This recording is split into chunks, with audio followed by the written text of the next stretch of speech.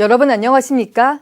지난 한 주간 울주군에서 있었던 소식을 모아 전해드리는 울주군 소식입니다. 먼저 첫 번째 소식입니다.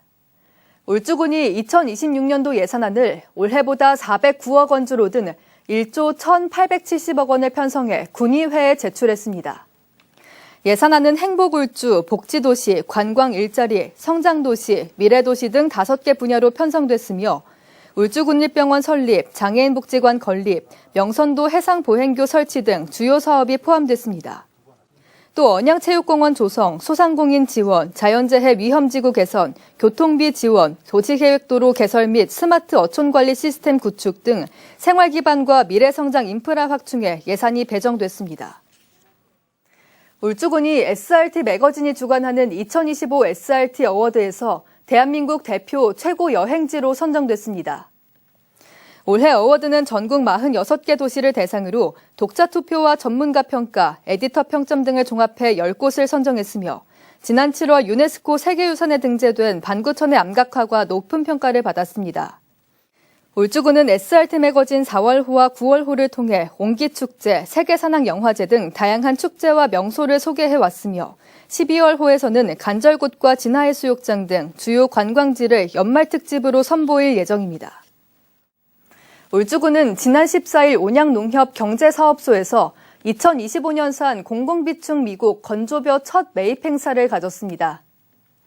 이 자리에서는 울주군은 40kg짜리 포대표 55포를 첫 매입했습니다.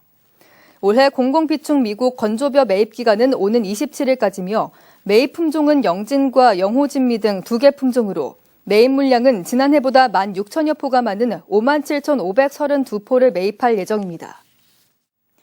울산 울주 지역자활센터가 울주군 대표 특산물인 서생배로 디저트를 만드는 미니룸 사업단을 본격 출범했습니다.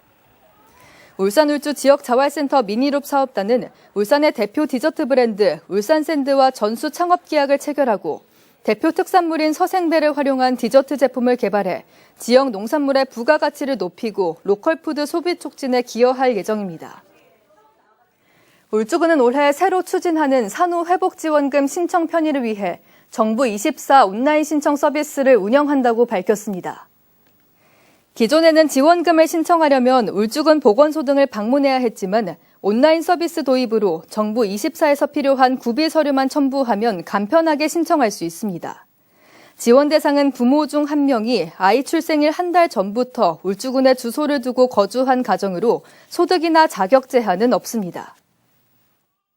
이어서 간추린 소식입니다. 허민 국가유산청장이 지난 18일 롯데호텔 울산에서 열린 반구천의 암각화 유네스코 세계유산 등재 인증 기념식에서 유네스코 세계유산위원회에서 도착한 세계유산 등재 인증서를 김두겸 울산시장과 이순걸 울주군수에게 각각 전달했습니다. 울주군이 지난 19일 군청 이화홀에서 2025 겨울방학 대비 아동위원회를 열고 학교 담임교사와 마을이장, 지역 공무원 등의 추천을 받은 결식우려 아동 8명에 대한 급식 지원 여부를 심의해 기존 지원 대상자 등 모두 1,101명의 아동에게 급식을 지원하기로 했습니다.